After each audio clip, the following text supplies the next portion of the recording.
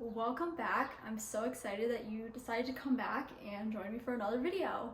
This video, we will be talking about all the books that I read in February. So in the month of February, I have read 13 books. So the first book that I read was a series called the Dirty Air series by Lauren Asher. The first book is called Throttled, and this one I rated a 4 out of 5. So this first book is kind of like an enemies to lovers, slow burn, forbidden romance type thing. It's kind of a lot of different tropes encompassed in one book. I don't know, it's kind of like you just have to read it to kind of understand. But Maya and Noah are the main characters, and this series is focused around the F1 racing world, and Maya's brother Santiago is on a new team, and here he has to race with and against Noah, who's the other main character. And even though they're on the same team, they still have to try to beat each other to get like first place, which is common in any team sport. If it's not like a super team sport, it's still individual but still team, if that makes sense. So Maya is tagging along on this F1 tour with her brother, and she obviously meets Noah, and despite her rooting for Santiago and kind of having to dislike Noah, she starts to kind of fall for him a little bit. And as they spend more time together on the tour, because they are basically traveling the world together, they kind of get to know each other better and fall in love. Without spoiling too much, obviously there's a little drama with kind of Noah's past and the pressure he has when it comes to racing. I feel like that's a common theme in sports books. But yeah, so, and obviously this drama when Santiago finds out that they are hanging out together and hooking up and dating, and yeah, so it was a really nice book to start off the series. The next book in this series is called Collided, and this one I also rated a 4 out of 5. This book is about Liam and Sophie, and they met, I don't know, at some point during his career, and her dad is one of the owners for one of the racing teams. And a few years later, once they're both older, they reconnect on the racing scene. Sophie is wanting to gain more just life experience, and she realizes that joining her dad on the F1 racing tour is the way to do it, because you're traveling around the world and she doesn't always constantly have to be near her dad. She's not stuck in college. So taking online classes, she's able to have a little bit more freedom to explore life a little bit better. So the premises of this book is, like I said before, Sophie wants to check off a bunch of like things on her list of life experiences that she wants to experience. And Liam happens to find it and offers to check these items off her list.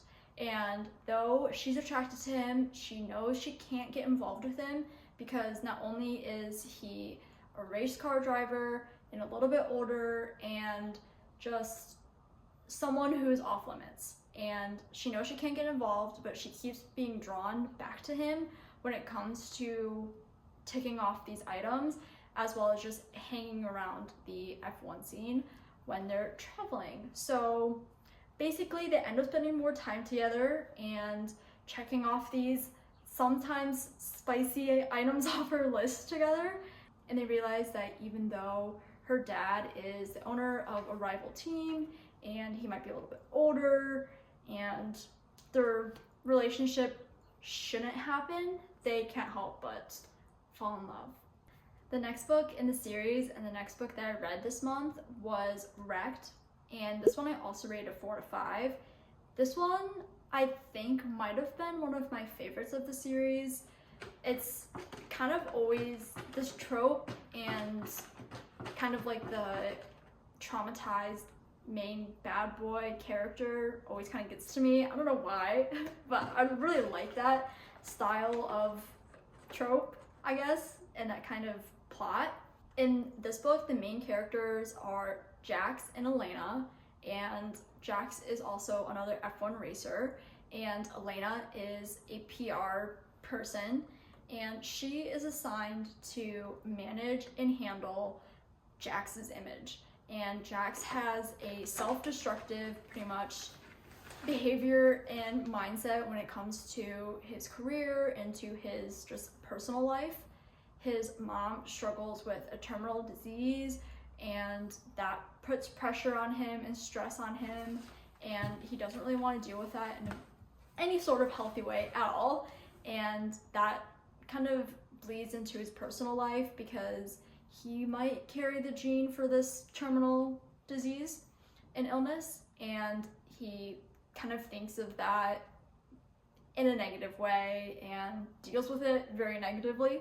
And instead of dealing with it in a healthy way, he chooses to ruin his public image, in other words. So then enter Elena, and she is now forced to constantly be by Jax. And that means on the road with him all the time. They have to stay in the same hotel suite. She has to make sure he doesn't go out and party, and they're basically connected at the hip. So that pretty much makes this book and trope a forced proximity trope, and I always like those tropes. I don't know, because like, you know, they don't want to be there together, but then they're forced to, and then yeah. So the last book in the series is called Redeemed, and this one I also rated a 4 out of 5. This book is focused on Santiago. If you remembered, he was the brother of the main character from the first book, and he is coming along with his F1 racing career and is starting to make a name for himself. My cats are so noisy today and so crazy. They will not stop playing. Anyway, when Santiago is so close to being the best of the best in the racing world, he gets into an accident during a race, which causes him to lose a leg. Well, yeah, I guess lose a leg, like part of a leg.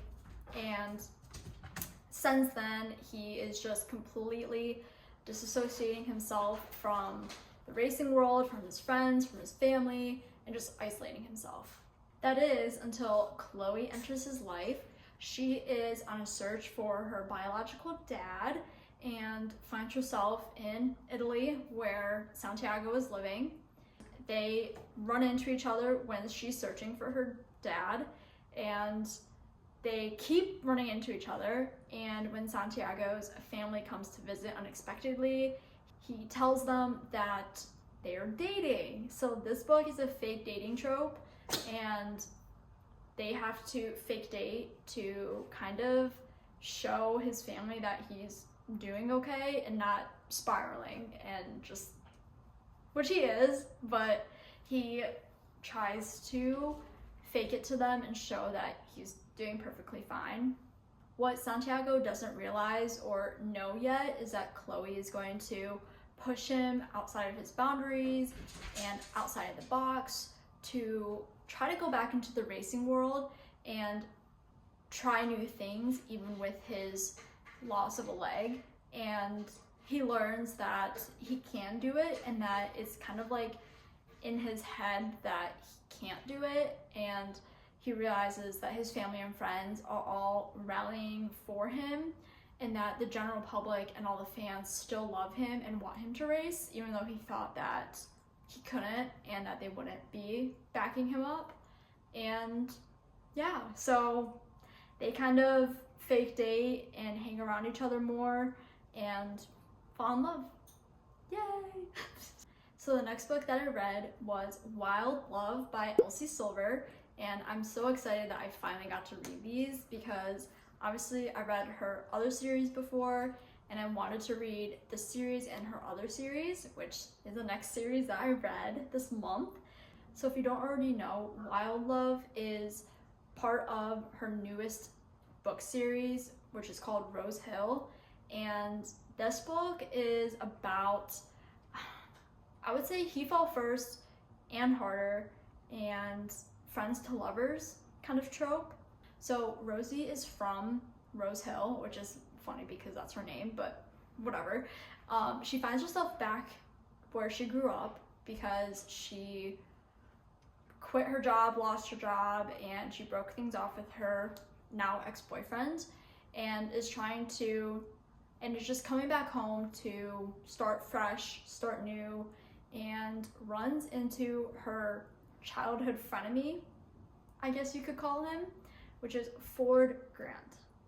And I don't know about you book girlies out there, but I love Ford Grant, and I think he's one of my top favorite male characters. So if you agree, let me know. If you disagree, also let me know. I'd be intrigued to see what you think. Anyway, Ford is in the process of starting his own recording studio, management company thing in Rose Hill, and he's trying to build that up, and Rosie offers to be his assistant manager or something to help him start the business. And so they obviously have tension between each other because of their frenemy history. What Rosie doesn't realize though is that Ford has had a crush on her since they were kids, and that hasn't really gone away at all. And despite him becoming super successful in life, he's still missing one part of his life, which is a love of his life. And when he sees Rosie again for the first time in years, he is instantly taken back to the time when they would mess around with each other and argue and banter, but also, have fun. So he just falls further and more for her, and even though they get on each other's nerves sometimes, they work together to create his vision of his recording studio and patch things up with their relationship, as well as kind of realize that there is a relationship between them besides just frenemies and childhood friends type thing. So yeah, the next book that I read was Wild Eyes, and this one's also by Elsie Silver, and this one I also rated a 4 out of 5. This book is about West and Skylar, and West is Ford's best friend in Rose Hill, and Skylar is a famous country singer, and they meet literally in the middle of the road during an incident, and Skylar is on her way to Rose Hill actually to record her own album with Ford, and she's trying to escape from the fame, the spotlight, all of that, because she just wants to reconnect with herself and do that away from her overbearing parents and the fame of Hollywood and the industry and all that stuff. And West is a single dad on a ranch where he has horses, and he has an extra little side house that people just stay in if they need somewhere to live. And so Skylar is set up there, and their paths cross multiple times because she's obviously living on his property, and eventually his kids want to hang out with her, they know who she is, they have fun together, and Skylar just wants to find a peaceful lifestyle for now, and she finds that with his kids and with West. And as they spend more time together because of the kids and just because of their forced proximity of living near each other, they end up spending more time together and falling in love. So it's pretty straightforward like all the other books, but yeah, there obviously is some drama because there wouldn't be a plot without some drama. So Skylar's fame and spotlight from the industry ends up finding her in Rose Hill, and she does not want that, obviously, nor does she want it to shine or affect West's kids. And so she distances herself from them to protect them, and that breaks everyone's heart all around. And eventually she finds his way back to him, and he proves that everything's okay and that they can do it together. And yay! Happily ever after. So like I mentioned before, the next series I read is also by Elsie Silver, and this series was her very first series that she wrote, and I read all the books backwards. So This book series is called Gold Rush Ranch. It's a tongue twister. So the first book is called Off to the Races. In this book, I rated a 4 out of 5. And in this series, it focuses on horse racing, like racing horses, and like jockeys, trainers, the whole shebang. And so in this first book, it's about Billy, who is a horse trainer, and she finds herself on Gold Rush Ranch and gets hired to train one of their problematic horses. But he is of a special breed, has a lot of potential, and she's tasked with training him pretty much. Unfortunately, she has to deal with the ranch owner, Vaughn Harding, which we love a Vaughn Harding. Elsie Silver's male main characters are just works of art. They are so amazing, and I know they're fictional, but if there are real life men like that out there, or if you just pluck them out of the book and put them in real life, they'd be perfect. So anyway, I digress. Anyway, she has to work with Vaughn, and Vaughn has a lot of reservations about her because she's young. He doesn't really know much about her, and he doesn't think that she can train this problematic horse, but she does. She proves him wrong, and though they may banter and fight, there's obviously tension and chemistry, and the rest is history. The next book in the series is A Photo Finish, and this one I also rated a 4 out of 5.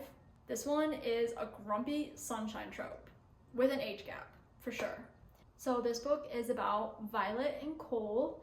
Violet is a groomer and a rider at Gold Rush Ranch, and Cole runs part of the family business while Vaughn runs the ranch. But Cole finds himself in Gold Rush Ranch when he has to be on site for the business. Cole's background is that he's ex-military, he dealt very poorly with his father's death, and that he lost a leg. But no one knows about his lost leg because he covers it up and he's very self-conscious about it. But Violet ends up finding out, and he realizes that she doesn't treat him like he's broken, all that stuff. And so they have a history together, actually, from a long time ago. It was anonymous, online relationship, you kind of get the gist. But they try to keep that under wraps as well, because that is both part of their past that they don't want to share with a lot of people and just keep to themselves. But as they spend more time together because of an injury that Violet sustained during one of the races, she is forced to stay at Cole's house. And again, forced proximity type thing too. And yeah, so I'll let you read the rest. But it's a really good book. The next book in the series is The Front Runner, and this one I also rated a 4 out of 5.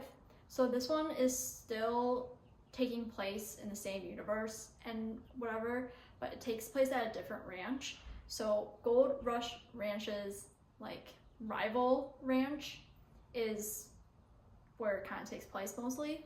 So the owner, Stefan, is obviously an owner of a ranch, and he has taken over the ranch to kind of fulfill his dead mother's dreams. And he finds himself in a pickle when Mira, the female lead character, who is a vet, needs his help because one of the Gold Rush Ranch's horses gave birth, but the horse died. So the baby needs a mommy horse for bonding and for like milk or whatever, nutrients, whatever, however that works. And Stefan had a mama horse who lost her kid. So he has a mom horse and she has a baby horse.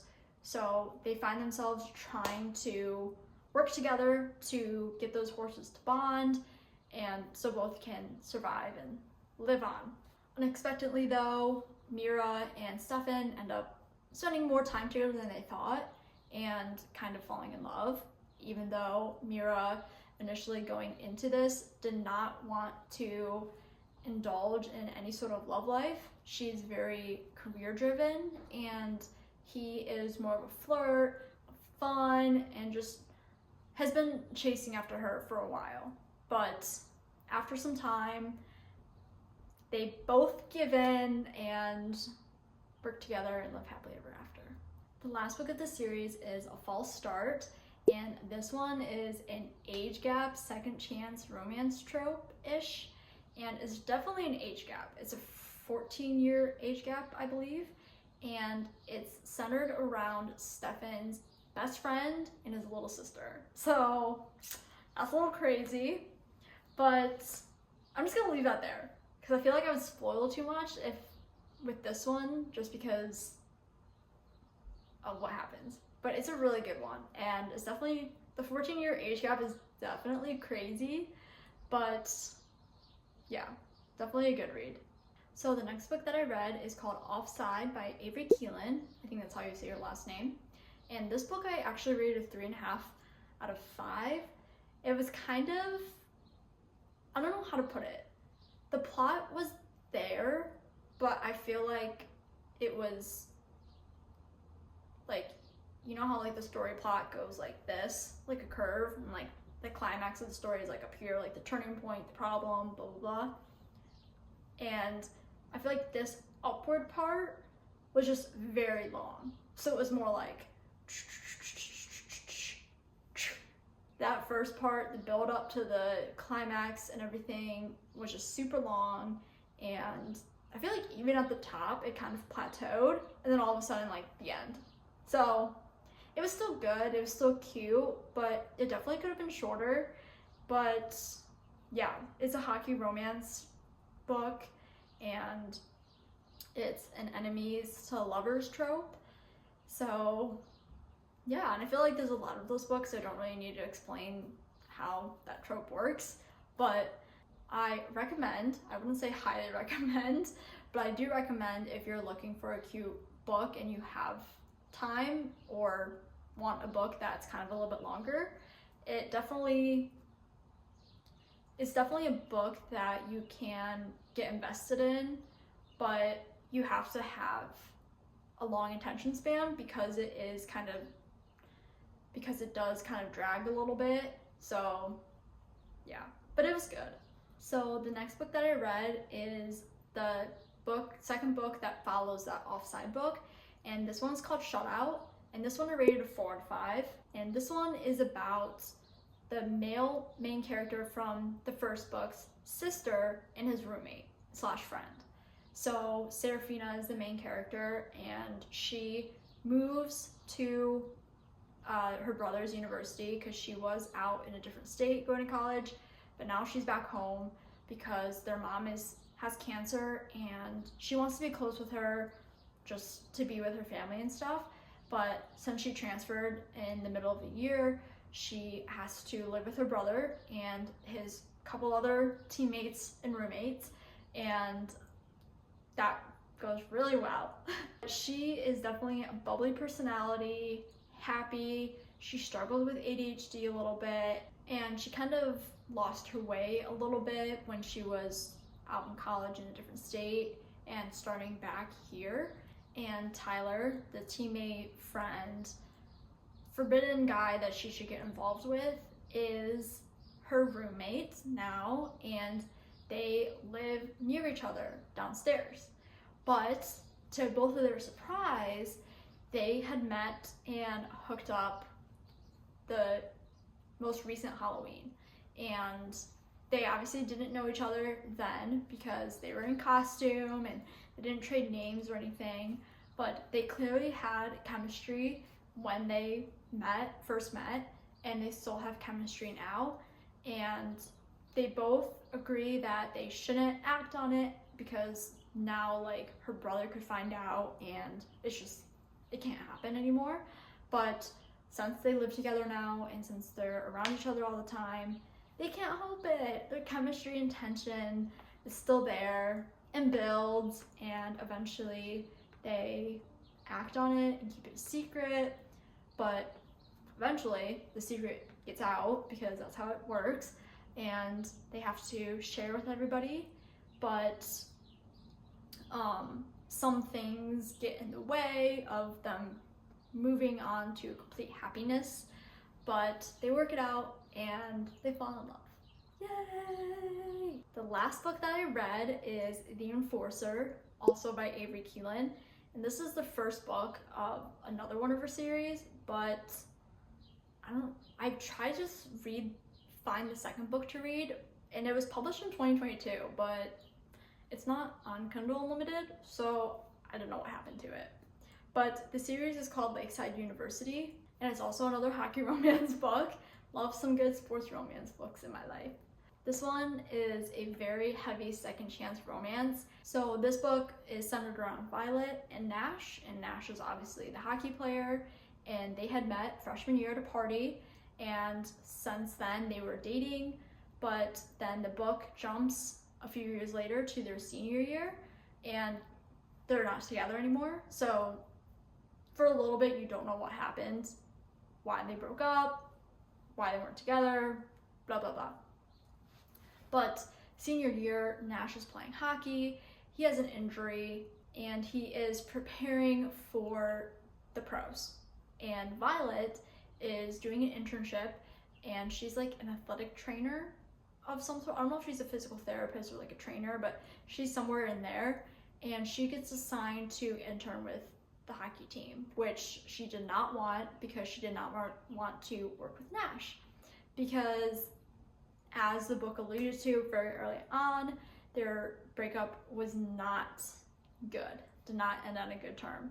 So they both kind of have mixed feelings going into this new hockey season.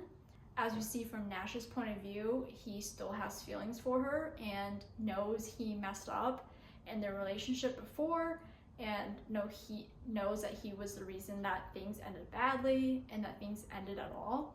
And she's kind of dreading but anticipating seeing him again because she was hurt last time and doesn't want to get hurt again, but she knows that there's something between them still.